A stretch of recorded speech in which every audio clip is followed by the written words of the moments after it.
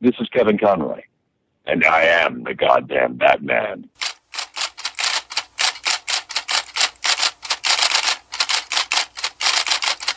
Hi, this is Kevin Conroy, and you're listening to the Geekcast Radio Network.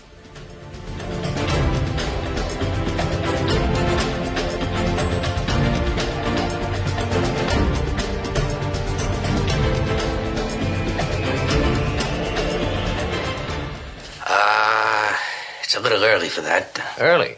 Seems to me your men are standing around just marking time. Wake up. Ouch. Could I have a drink, love? I could use one myself. Thanks. I'll tell you something, Lieutenant. See, if Mrs. Melville were on this case, she'd be leaps and bounds ahead of you by now. Is that the lady in the books? That's right. You see, she would have figured it out that this is not just someone missing. This is a professional killing. There is nothing wrong with your podcast player. Do not attempt to adjust the volume. Hello and welcome back into our studio. You are now inside Studio 2009, only on the Geekcast Radio Network.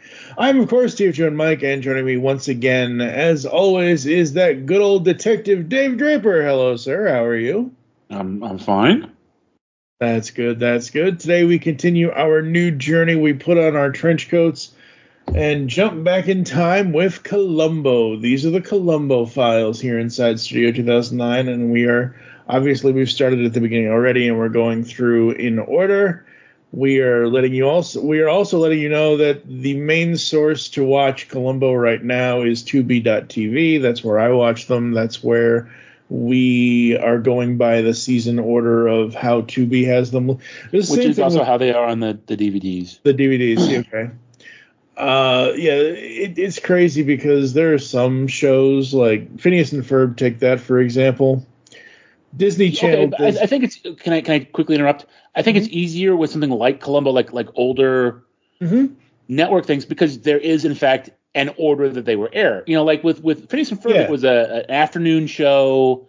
It was like they made the whole season and they just sort of released it almost like, I don't say randomly, but like, you know, like with G.I. Joe or Transformers or any of these shows, like there is an actual order they probably first aired, but like there's no continuity. There's continuity in Columbo too much, but you know what I mean? Yeah. Like there is like, okay, this aired this week, so this is 1, this is 2. Yeah. Where Phineas and Ferb was sort of just randomly whenever it came out. Well, yeah, it was and it wasn't, because my buddy Michael Wilson and I do a Phineas and Ferb daily podcast, and we've been doing that since 2016. We're about to finish, sort of, until they said, oh, hey, there's going to be a season 5, and there's going to be new episodes next year. Anyway. The summer vacation ended. Summer vacation, yeah. Well, they did do an episode called The Last Day of Summer, but they're going to come back and do new ones. I don't know. It's been that works out so well for literally everything they've done. That Animaniacs, Powerpuff Girls. The last Samurai Jack. I trust Dan Povenmire and Swampy Marsh, the guys who created it. So I don't think they wouldn't have brought it back if it wasn't going to be, you know, what they wanted it to be. But my point is that if you look on the Phineas and Ferb wiki, because of how production order, air date order, all that is all kind of mixed up, but you look at it on Disney Plus and it starts at the beginning and goes through each whatever. So that's my point in bringing up Tubi.tv, is that we're watching these in order based on that website. Yeah. Well, what we should say is we're watching in order of Tubi TV so that people following along can follow along on Tubi TV. Yep. Whether or not it is the true order, which it seems to be, yes, that they aired in or not, we're using the Tubi as the rubric. Yep. Which fortunately follows along with the DVDs, because that's how I do it. Yep. You know, so. Absolutely. Today is Season 1, Episode 3, and it's a Murder by the Book. Season 1, Episode 1. I literally just told you before the thing started that on the back of the DVD boxes it says, the first season of Columbo, plus the 2 movies that preceded it. I understand that, but I know, but we're doing it this way because it's easier to keep track of. The 3rd episode on Tubi. Yes. Which is the first episode of the actual series. Yes. And that's because I noticed it. Like you notice it because they're shorter than the previous two episodes. Because the previous episodes were movies and not episodes. Yes.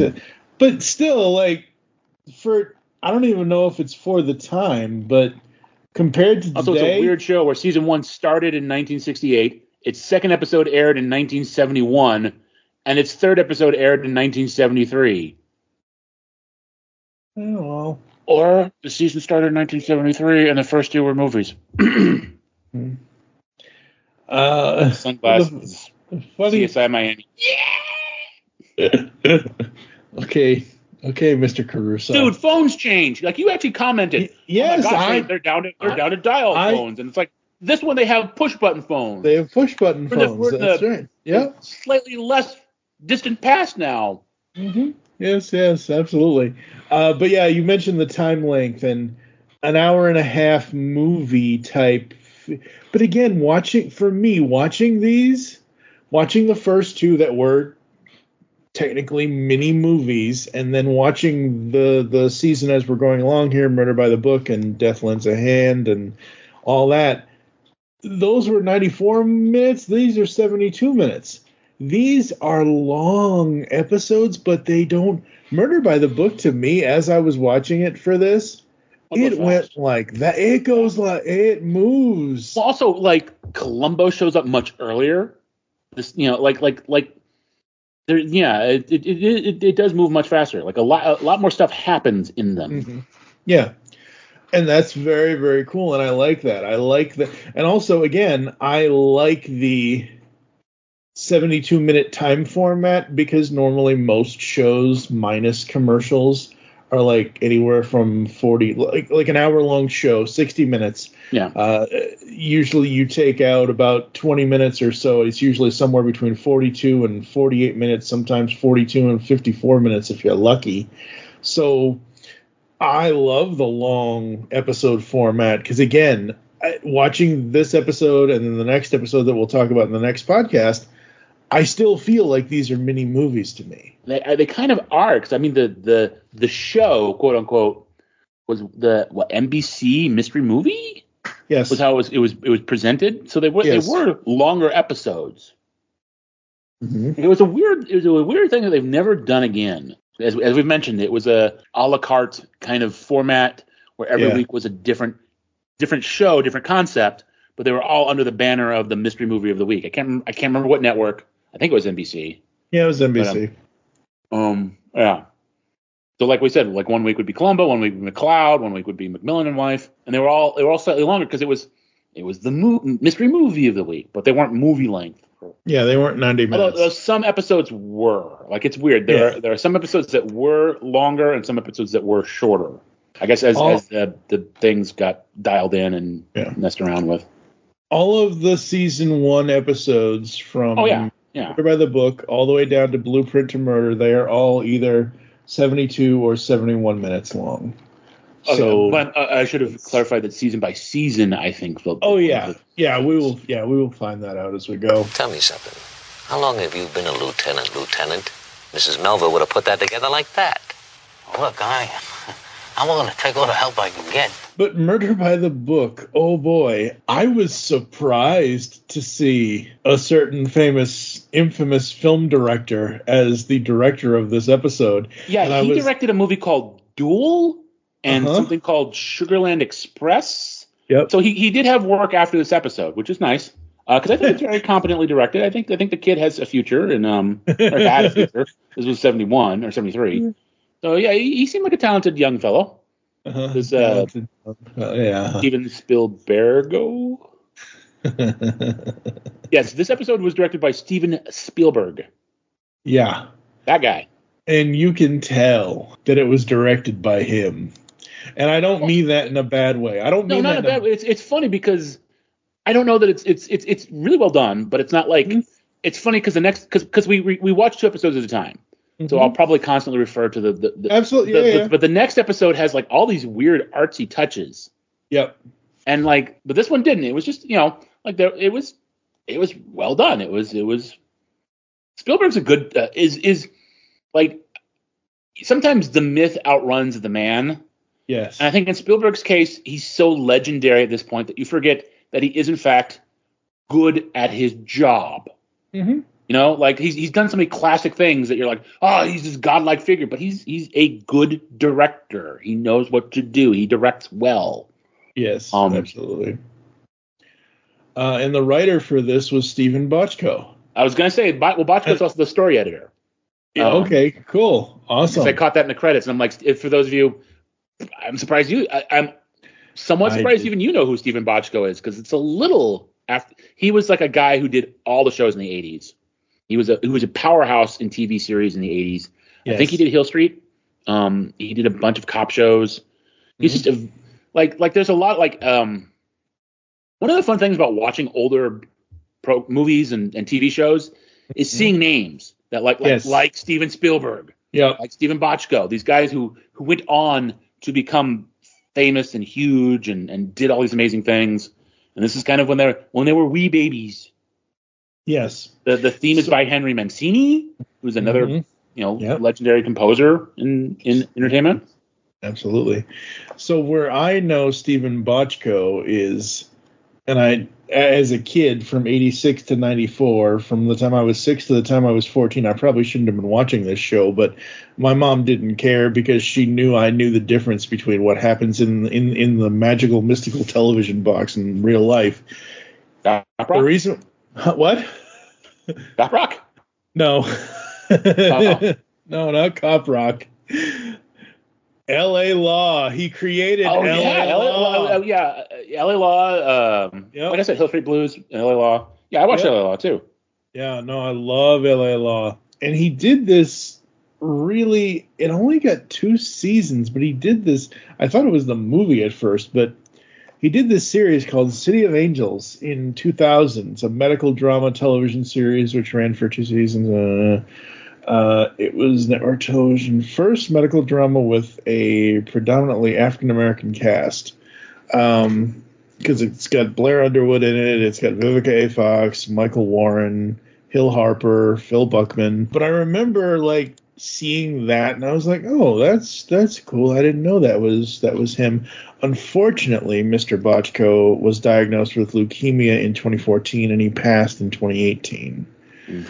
So may the man rest in peace. Now, Mr. Spielberg, Mr. Shark Director, you guys don't need us to go through Spielberg's film. If you need us to tell you, I mean, the movies that Steven Spielberg directed, I don't know why you're listening to something called the Geekcast Network.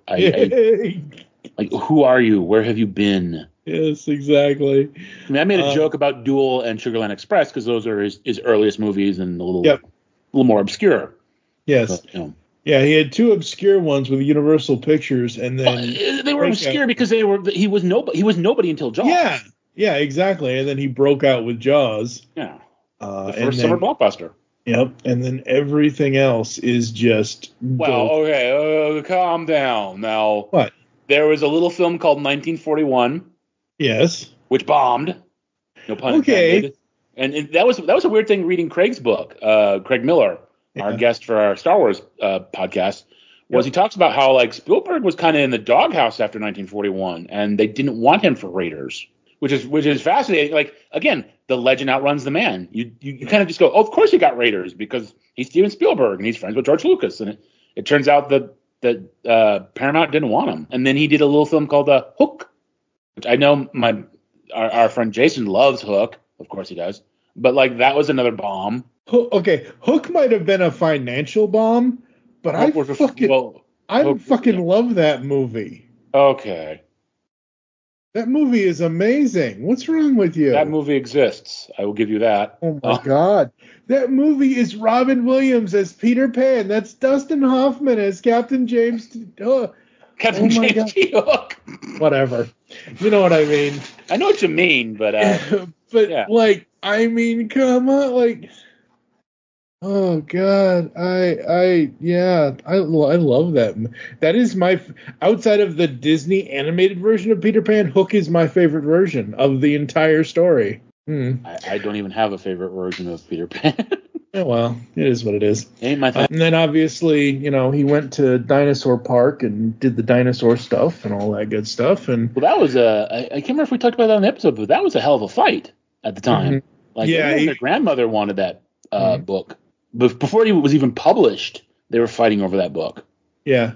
There was like Burton wanted it, and I can't remember the other name. There were like every major director of the early 90s wanted to do that, and every studio wanted it. Yep. I did not know that he directed Ready Player One. I did. He deliberately left out. There's a lot of references to Spielberg films in the book, and he left them all out except for the T-Rex. As you do. Yeah. But yeah, we are going to get to a couple of Mr. Spielberg's films in the future here on Studio 2009 sometime in 2025 because Catch Me If You Can. Oh, that's a great one. Yeah, absolutely. I actually remember we went for some odd reason, whatever high school it would have been high school, 97. Whatever high school I was in at the time, they took us on a quote-unquote field trip to see Amistad. Okay. Well, it was a historical. Yes, it is. Yeah, no, absolutely. But it was just weird. What was weird is in '93 Spielberg had Jurassic Park and he had Schindler's List. Yep. Which I think career-wise, that's got to be the pinnacle. Yes. The biggest blockbuster in the world at the time, and then his Academy Award-winning epic, serious art film, and then in '97 he had Lost World, which I love, and he had Amistad, which I actually think is a pretty decent movie. I mean, it's very kind of white savior trope, but I think the stuff with God, I can't remember the actor's name, Anthony Hopkins as Quincy Adams. Yep. I kind of like that stuff. It was good, but it wasn't. Like it's like what I'm saying is in '93, you had like these epic things, and then '97 was kind of like the literal sequels and figurative sequels. And they were, as sequels often are, not as good. Although, again, I absolutely adore Lost World. None of which is about Columbo, by the way, sir. Excuse me, sir. Well, yeah, but we have to... We talk about Columbo? I know, yes, we will. We'll get back to it, but we have to talk...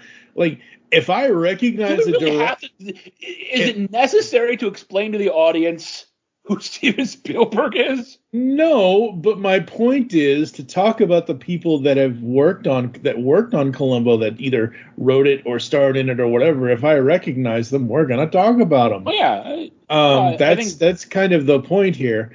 And no, I was not gonna spend so much time on Spielberg, but the man has every title I'm looking at on his filmography. I'm like, love that movie, love that movie, love that movie. That movie was okay. Didn't see that one. Well, if in the early to mid '80s, he produced. I mean, he directed a bunch of stuff, but he produced Gremlins. He produced Back to the Future. He was involved in Poltergeist. Some people even say he directed it. Tobe Hooper got the credit, but Yeah, absolutely. So we have Ken Franklin, one half of a mystery writing team. Oh boy. Played by Jack Cassidy, who was a big star back in the day, and by the late 60s, early 70s, I can't remember when the Partridge Show came on, but he got eclipsed by his son David Cassidy, who became a big teen idol. And there was a interesting TV movie about their he was jealous. Like, he had issues with his son becoming more famous than he was. And Cassidy will be a Columbo regular. He has 3 roles. In fact, in the next one, Robert Culp comes back next year. There's a lot of that. There's a lot of these guys. Like, Columbo keeps catching these guys, but they keep getting out and assuming new names, new identity. Yeah. I'm making a joke. It's the same actor. It's a different character. But he's half of a writing team who created Mrs. Melville? Yes, Ms. Melville. Yeah, and which is legally distinct from the Agatha Christie. Yeah, not Jessica. Because I don't think they ever told you who Jessica's character was. No. But it was I can't remember the character from Agatha Christie. Christie. boy. I remember Hercule Poirot. Do Grace Hills. I don't remember, but she had a female sleuth too, who was clearly the inspiration for Ms. Melville. Yeah, but every time that they did the zoom in to the photo of Painting. the painting the painting of Ms. Melville, my first thought was, oh look, it's Murder, She Wrote. That was my first thought. Sorry. Okay. Sorry, not sorry. And did you catch the name of the book? Like, I guess it was the most recent book because they kept passing it around. No, I don't remember. Prescription Murder. Oh, nice. That's cute. Which is the name of the original movie. Yeah, that's nice. That's awesome. Yeah, the whole book scene, like, oh, I've read all your books, and like, poor Columbo, man. So the beauty of the great part about that scene, I love that is what's the name of Cassidy's character? Ken Franklin. Franklin's like, obviously you've heard of our books, and Columbo's like, no. Should I have? Yeah. No. I love just watching Peter Falk do this role. It's so good. Yes. Columbo is one of those characters that. Okay. What? The Agatha Christie character was Ms. Marple. Okay, that sounds about right. So Ms. Melville. So yes. Yeah. But just his.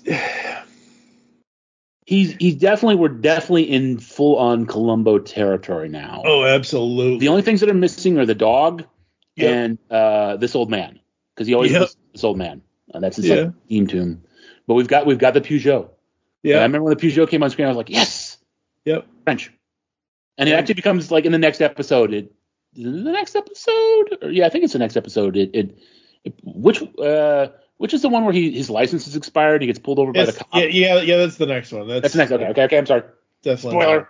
No, it's fine. No. Spoiler for the fans. I'm sorry.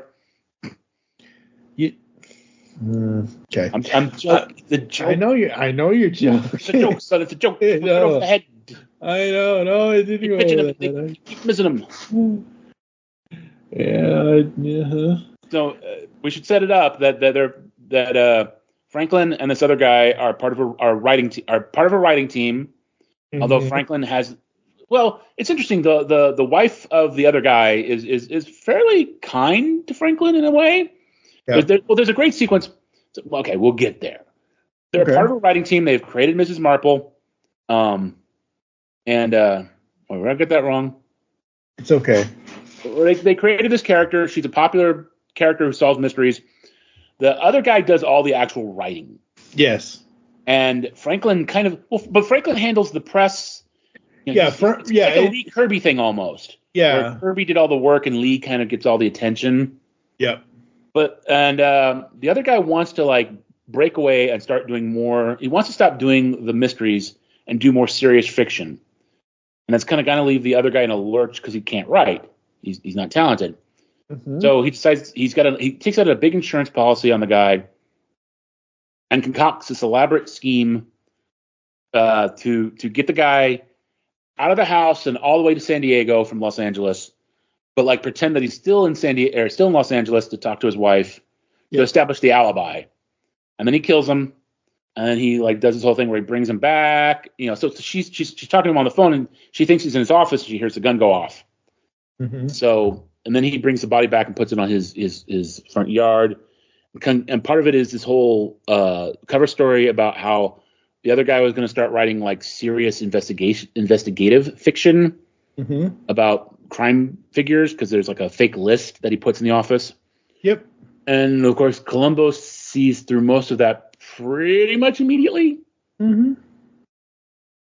Well, I knew he was going to get caught. Obviously, that's the point. But I knew he was going to get caught when Lily was like, "Oh, I saw you with you and your partner or your male friend or whatever. I saw him in the car."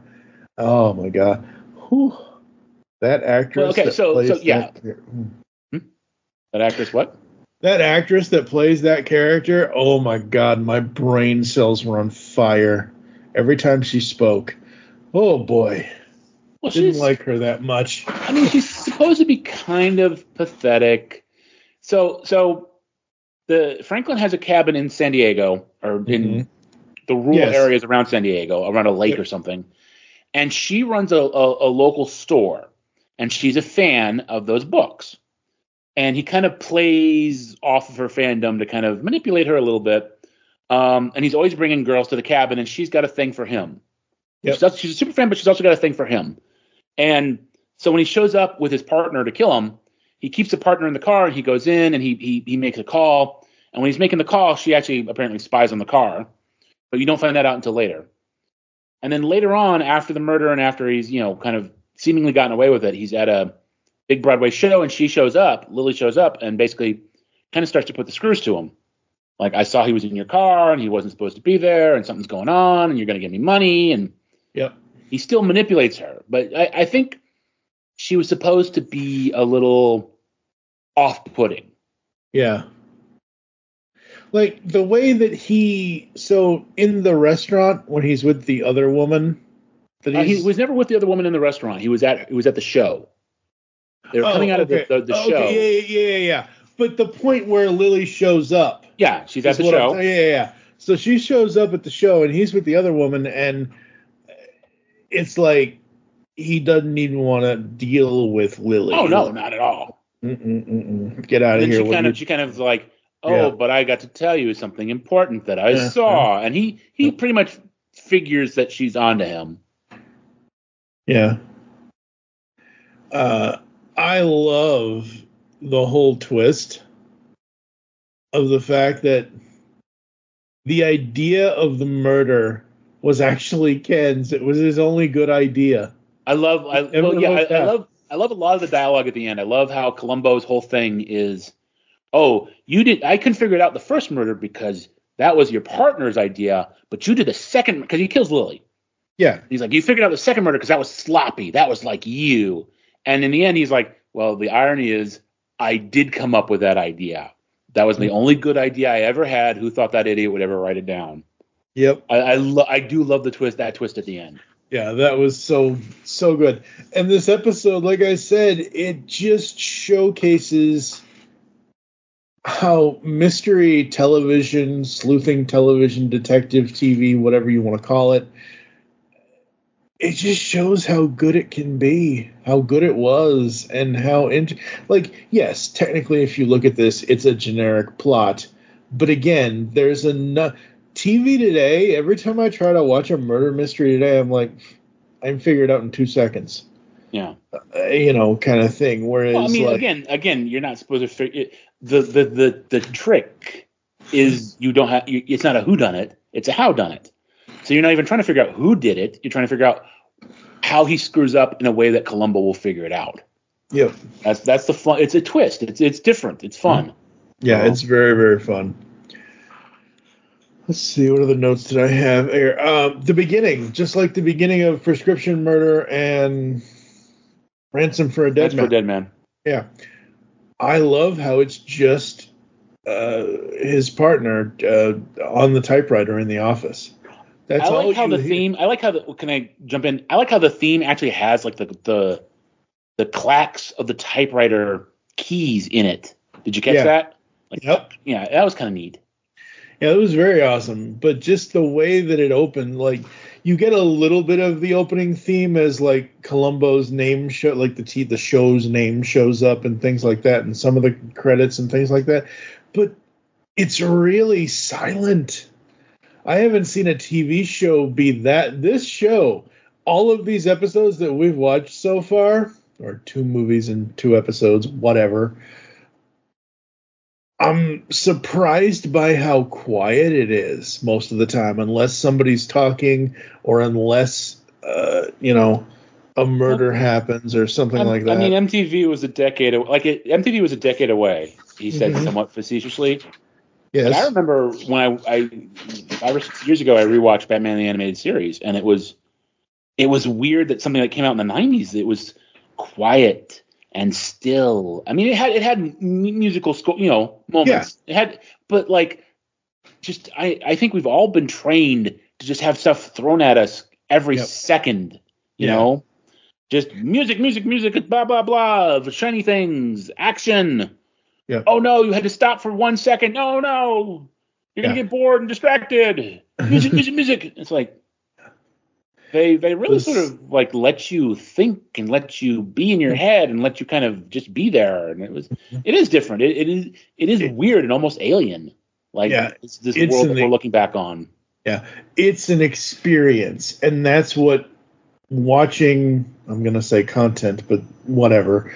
Watching things, watching TV, watching movies, whatever. It's an experience. You're supposed to go into it thinking, oh, it's a mystery. It's a howdunit, whatever kind of thing, like you said. And you go in and you sit down and you just watch it, and every moment. And I think this was in the other 2 episodes that we did, but what I love in Columbo so far with some of the action scenes is that instead of hearing a scream when a female gets attacked, you don't hear that. It's a music cue, a very loud music cue that comes up as the killer is killing the victim. Instead of hearing, I'm not going to do a really loud, crappy scream, but instead of hearing some sort of scream, it's the music that drives that action. And that is fun. That is interesting, and that is different, because TV back then is obviously not like how TV is now. Like you just said, they throw everything at you all at once. Well, and I also wonder if standards, like, I don't know if it was I don't know if it was an artistic decision or if it was like a standards and practices. Yeah, I mean, it might not have been, but like, because that's like, again, Steven Spielberg. Like, that's one of the things he was good at was taking limitations and making them art, making art out of them. Yeah. So I don't know. Like, nowadays, of course, she'd scream and there'd be blood everywhere and blah blah blah, and the music would be super high volume. But this was like, it was kind of a cool artistic thing that like the sound went away and just the music kind of queued up when Lily gets killed. So yeah, it's very, very fun. I thought that Ken was going to take Lily out onto the lake and kill her out there. I did not see him killing her in the house or in the wherever they are, and then taking the body out there and dumping it. I thought he was just gonna. I think he tried, didn't he? He was like trying to convince her to go on the lake, and she didn't want to go. Yeah, she didn't want to go, which means he then just hit her. But like when he was trying to convince her, I thought they were going to go and he was going to kill her out there instead of at the house. It's not a bad thing. It's just something I noticed. No, I mean, like Columbo said, it was sloppy. Mm-hmm. Like, she actually, it was funny because he had manipulated his partner so easily into where he wanted him to be and what he wanted him to do. And then Lily, who's kind of the local hick, basically, I mean, goes along with it a little bit, but not enough. Like, he wanted her out in that lake, but she said no, so we had to kill her in the house and then drag her to the lake. And yep, absolutely. So I've gone back to our previous scripts that I'm keeping track of the My Wife counter. We are up to 10 and 11 moments so far in all of these. So number 10 is when he was telling Franklin that his wife wants a cabin when they were out there. And number 11 is that, oh, no, sir, I'm not the athlete. My wife, she's the athlete. Well, also the My Wife Wants a Cabin thing, that's another Columbo thing where it's like, oh, I'm not following you around. I'm just here because I'm doing this thing. Mm-hmm.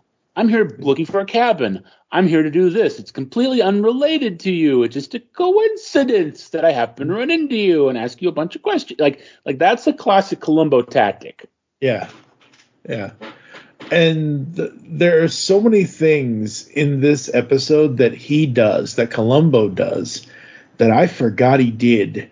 And even literally, I watched this episode 6 months ago. Of course, a lot has happened in 6 months, and my brain is mush. A lot has happened in 6 months. But rewatching it for the second time for this, I enjoyed re-experiencing those little things, like the cigar scene where he figures out about Ferris writing everything down on various pieces of paper. Well, he remembers because she said something earlier. Yeah, absolutely. I thought that was great. And good. I was gonna say I love the scene early on. It's kind of right after he first shows up. Like the wife is in this room with all the policemen, and she's upset, and she kind of breaks away and kind of tries to get some water, and that's when she runs into Columbo, and he takes her home, and he cooks for her, and he calms her down. Like we talk about like how clever he is and how much fun he has playing with the guys and how quirky he is, but there are moments of just his pure decency. And it also allows him to be a little bit Columbo-y with like, oh, where is this? Where is that? How you do that? But I love the scene where he's cooking for her in her house. I think that's a nice moment. It's a nice moment, and it's an interesting moment. It's a way to. I don't want to use interrogation because it's not put her interrogation. At ease and ask her questions, basically. Right, exactly. It's like an interview. Like you said, he's trying to help her and all that, and he's asking various little things that he can ask and whatever. And again, it's a nice scene amongst everything else that happens, and absolutely. I love the part where he says to Ken, "You opened the mail." Well, bills are distracting, Columbo. It was just a force of habit to do that. And you drove back from San Diego, but they fly planes out of the airport every 30 minutes. Yep. Yeah, it's stuff like that. I absolutely love this. This is so good, so fun. Anything else? What else about Murder by the Book? I think we hit on everything major. Yep. I mean, part of the problem is like I get a little mixed up with the other episode. Yeah. Because I watched them both at the same time. So. Yep. This one, we don't see Columbo's temper in this one. Nope.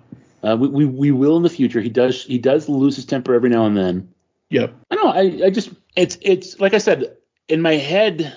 I think I said this on air. I always thought this was one of the last ones. I didn't think it was the last one, but I thought it was one of the later ones. And it's interesting that it's one of the earlier ones. Yeah. Because it does really sort of when we talked about the earlier episodes, I was always like, okay, this isn't quite Columbo for me. Mm-hmm. And this one I think really establishes Columbo, the iconic character. Yes. What we know of him. Yeah. And like I said, there's the little bit about, oh, I was just here looking for cabins. The one thing is I don't think he ever literally said one more thing. He doesn't do the one more thing, so just one more thing. No, I don't think so. He kind of does stuff like that, but he doesn't do literally one more thing. Well, like we do have like he never has matches to light a cigar instead of like not having a pen. Like there's a subtlety to the other whole thing. Nuts. There's a subtlety to the whole thing. There's a subtlety to every one of these, and that's what is so good about them.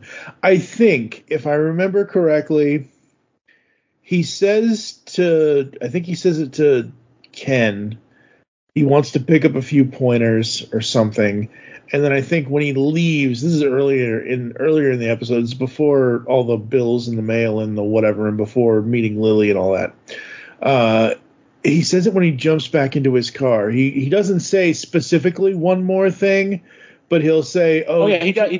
Well, I said he says something akin to it, but it's not the literal. Yeah, it's not the literal. One more thing. Yeah, but it's close enough to count. Yeah, no, I really dug this one. I really did. There isn't anything that put me off about it because everything about it made sense, and they found a way to Columbo figures it out. I think Columbo had it pretty early. Well, right, he did, obviously. But how sometimes you watch a show and they don't give you enough answers to something, or they don't not necessarily tell you, but they don't show you how things happen, and you I sometimes will get lost in shows like that, And it's like, this doesn't really hold water for me kind of thing. This isn't that at all. No, Columbo's generally really good about laying everything out. My only thing, I think another thing that we should like make a running tally. Yeah.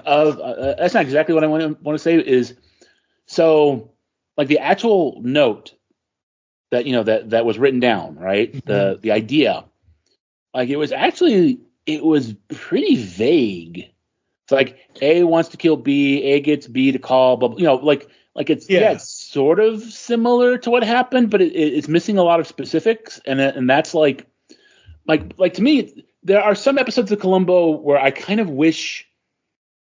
I always wanted to know what happened afterwards. I wanted that I used to be a huge fan of Law and Order because they'd arrest him and then you'd see the trial. Yep. I always, sometimes you kind of wonder if he got a conviction with what the evidence he had. You know what I mean? Yeah. Like could you have got, and sometimes, which we'll get to the next episode, like there are a few that I'm wondering what the laws were on entrapment back in the early 70s. Yeah, it's a little sketchy. I'm not gonna not admit that it is very much a little sketchy. Like in this one, Franklin does admit to it, mm-hmm. but I mean, a good lawyer can get that thrown out. Yeah. So there's always a sense of like, and I made the joke earlier. Oh, his enemies come back over and over again. Like you could see some of these guys getting off. Like I could. Oh yeah. Also because absolutely. As I said in like the first episode, these people are all rich. Well, Franklin actually. He's got money. He's upper class, sort of by proxy. He doesn't. The money's run out. Yeah, the money's run out. But a lot of them are rich. They're well connected. Like they can hire a good lawyer. Like you could see them beating the rap based on what Columbo actually has on them. Yeah. So, and this one I thought that I mean it's a neat moment. Like that whole thing about the being written down and getting him to confess. Mm-hmm. But the actual thing written down is pretty generic. Well, that's because I would say, oh wow, that is amazing, but you got to prove that I did that, not just that that thing was written down. Yeah, absolutely. But what I like what you're saying about having the trial, the this, the that, I kind of like. Like, even though it kind of stopped me at first, and I think it was Prescription Murder, or it might have been the other, it might have been Ransom for a Different, like, where we see that nothing really happens. I think that was Prescription Murder. Prescription Murder, where you don't see him, like, hauled away. But, I mean, that one was pretty solid, because they had his accomplice. Oh, no, absolutely. I'm not saying it's not solid. What I'm saying is we saw Mr. Franklin being taken away, so I can only assume that he's going to jail for murder. And the outcome of whatever trial they may have off air is probably most likely going to be sentencing him to life in prison for murdering two people. Or, they could do something like life in prison plus 90 years or something. That always, if you have a life sentence, and I've never been in jail, I'm not a criminal, so I don't know. But if you have a life sentence, what's the point of adding on the extra year, whatever number extra years it is? I mean, I get it; it's a punishment and all that, and whatever else. But I never understood if parole. I think it's parole issues. Yeah, that could be eligibility for parole, probably. And I'm not sure. I don't know how common it is to have a life sentence plus. I think life sentence is kind of like the It's like 70 years plus blah blah blah. Yeah, I don't think there's a life. I don't think. In the real legal system, it's like you have a life sentence plus 10 years. Yeah, I will I will do some research on that during the ad break.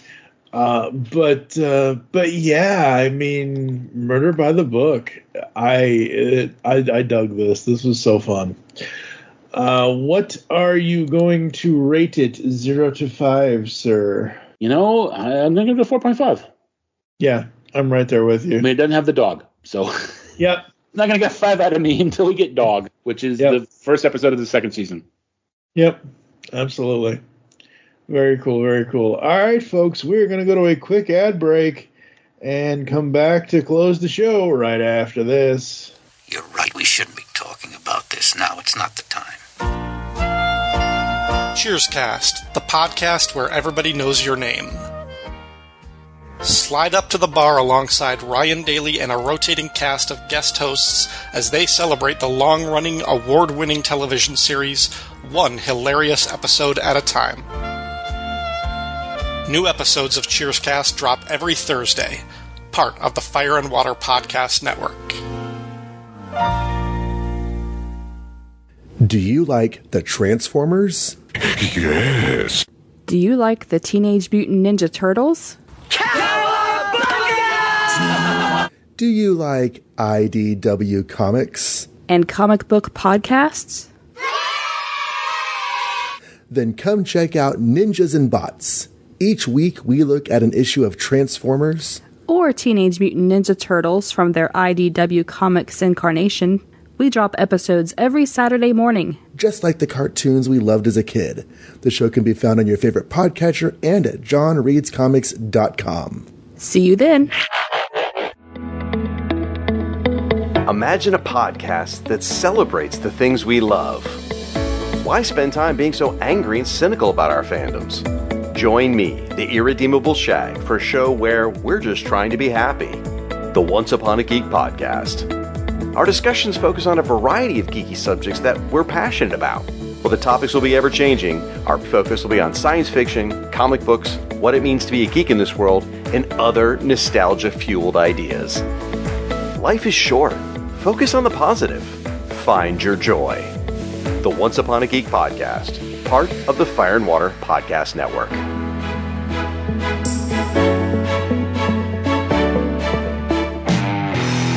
Yo, Joe, and welcome to the Cracktastic Plastic Podcast, where a punk rock band of brothers get together to talk about one of our shared loves, toy collecting. Toy hunt by day, punk rock band by night. We'll take any excuse to get in the van. We all collect different toy lines like those real American heroes. G.I. Joe! To the toys that are more than meets the eye, Transformers. To He-Man and the Masters of the Universe. From vintage to modern and all topics in between, you can always expect some rowdy and passionate discussion because we love talking toys here on the Cracktastic Plastic Podcast. On the Simplistic Reviews podcast, we talk movies. We talk TV. We talk... Hello, Julie, what the heck are you doing? Trying to make our spots sound more exciting by adding explosions. Yeah, I'm pretty sure you could have got the point across with sound effects, not the real thing. Download this show on iTunes or at simplisticreviews.blogspot.com. I'm sure your insurance company will cover that. No, they won't. No, they probably won't. Come on, Mr. Franklin, why don't you make a statement and save us both a lot of trouble? You know, I've really got you. All right, folks, the one thing I forgot as we come back into the closing is all of the how did the show hold up things. But obviously it kept our interest without. I would say that we're itching to watch the next episode now because we already did, and we're going to record the next episode of the podcast. But the point is with that question is after you watch a television episode is, are you excited to watch the next one? And let me tell you, I'm excited to watch all of these because so far these are just great. I was excited too because there are a lot that I remember really well, and some I remember less well. So it was like I was excited to see this one again because it's one that I remember very strongly. But then I was like, oh, so what's the next one? Like I was like, and I kept getting it mixed up with another episode in my head. So it was like kind of fun to watch the next. Like I was like, I want to, get this cleared up in my head. I want to see the next one. I'm like, yeah, you don't have to ask me twice to watch an episode of Columbo. Absolutely. So like we said, 4.5 for Murder by the Book. And yeah, the one episode that I remember from this entire run, all of the Columbo stuff, the only thing I ever remember is Rosebud. That's another and you know who owns that actual sled? Who? Steven Spielberg. Of course he does. He owns the real Rosebud. Yeah, that's another great one with Nicole Williamson. That's a later one, but that one's got the dog. Yep. That one's got the dog. And it features dogs heavily, so it's a great episode. Yes, it does. It's probably my second favorite episode. All right. Any other final thoughts from you, sir, before I run through the closing for this episode? No, I think it's this, like, people always say that the pilots are not good or weak for a series, and this was a very strong, very iconic first episode. Yep. I mean, which is why I thought it was later in the series, because it is so strong. Yes. It has the character of Columbo is very well defined. Everything happens very smoothly. Like the machinery is already there clicking away. So yeah, I think it's I think it's a strong episode. I think it's a fun episode. I think obviously we spoiled how he did it, but that's like that. I don't know. I'm babbling. I think the show is it worked well, and the show is over 30 years old. So like, well, okay. It's okay. It's not like no. What I mean is like I don't know why we have to be snotty about this old thing has value.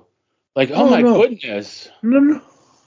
I mean, it's no Squid Game or Stranger Things, or those are probably old dated references too. I don't know what the hell the children are watching these days. But like old stuff has value. Absolutely. I said on a recent, and this will tie in. It's not specifically. God, I can't talk today. But I said on an episode of our Transformers podcast, on All Things Transformers, I said it's not the new stuff that Hasbro is trying to do with the Transformers brand, whether that be toys, cartoons, movies, whatever. It's the old stuff. It's all the old cartoons. It's all the old toys that. It's the old stuff. So essentially the same thing with TV. It's older shows. It's shows that I remember watching, whether as a kid, teenager, young adult, whatever, that bring me joy. And, we can still think about them critically. Yeah, Ken's a horrible character. I mean, he's a good character. He's written well. He's a terrible person. He's a terrible, murdering piece of shit. But there's nothing in the story that is suspending a disbelief moment. There's nothing where, like, a lot of the movies and TV shows nowadays is, it's okay. You just have to suspend your disbelief. It's okay. We're not going to explain. Yeah. Don't worry about it. Just eat your popcorn. It's a popcorn movie. Don't worry. Yeah. That's not what this is. This is pay attention, enjoy, learn, and see how things progress. And it's awesome. I love it. All right, folks. Thank you for joining us here inside the studio. If you'd like to get in contact with us, leave feedback for the show, there are several ways to do so. Visit the website, geekcastradio.com, where you can listen to and comment on all of our content. Plus, we have a brand new fourth wall store on the website. Visit shop.geekcastradio.com, where you can get mugs, t-shirts, and other things that Steve Megatron puts in the store. I'm going to be buying some stuff here in the holiday season in Detective December, or I don't know, whatever we're calling this thing now, since we're not doing Star Wars. I don't freaking know. But I'm going to be buying some stuff for my dad and other things for Christmas, so check out shop.geekcastradio.com. You can send any email to feedback@geekcastradio.com. Just put in the subject line for this specific, if you want to reach Dave and I for us to talk about your emails in these episodes, just put Studio 2009 Columbo Files. You can check us out on any of the podcasting clients you choose to use, Apple Podcasts, Spotify, any other place, that kind of thing.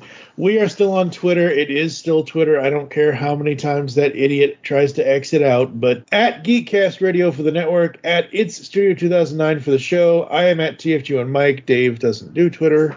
Just reach out to Mike. He'll let me know. He's good about that.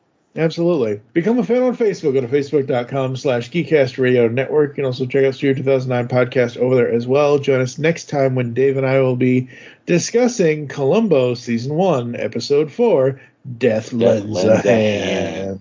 This one I did not remember. I got it confused with another one. Right. I went into this one cold, and I'm like, I like it. We'll talk about it tomorrow. We're going to do a whole episode about it. Yeah, exactly. For now, I am TFG1Mike with David Draper. You'll hear us back in the studio soon. Well, I guess we would have found some other way.